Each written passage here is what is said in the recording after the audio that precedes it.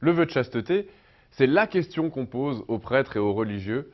C'est le truc qui nous fait passer pour des extraterrestres. Mais avant de parler du vœu de chasteté, je voudrais juste dire un mot sur la chasteté en général, qui est quelque chose de tout à fait différent. Un couple marié, par exemple, peut tout à fait être chaste s'il est fidèle. Et les époux, l'un envers l'autre, s'ils sont fidèles à leur engagement, eux aussi pratiquent la chasteté. C'est vrai que pour les prêtres, les religieux ou les religieuses, le vœu de chasteté a quelque chose de spécial parce qu'il va avec le célibat. De même que Jésus était célibataire, en se mettant à sa suite, nous choisissons aussi de l'imiter dans cette dimension de sa vie.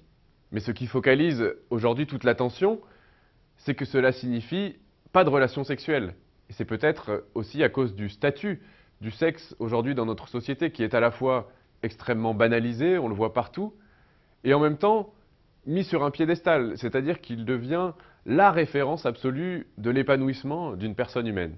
Mais est-ce qu'on parle encore de relation ou plutôt de consommation?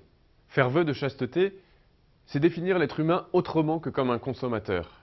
Il y a bien un manque au cœur de l'être humain, mais ce n'est pas un manque qui peut être comblé par la consommation.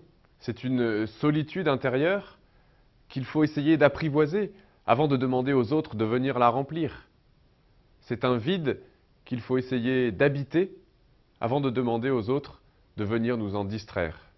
Faire vœu de chasteté, ce n'est donc pas se construire une carapace pour se protéger de toute relation, mais c'est plutôt acquérir une colonne vertébrale pour nous permettre d'aller vers les autres en paix avec soi-même.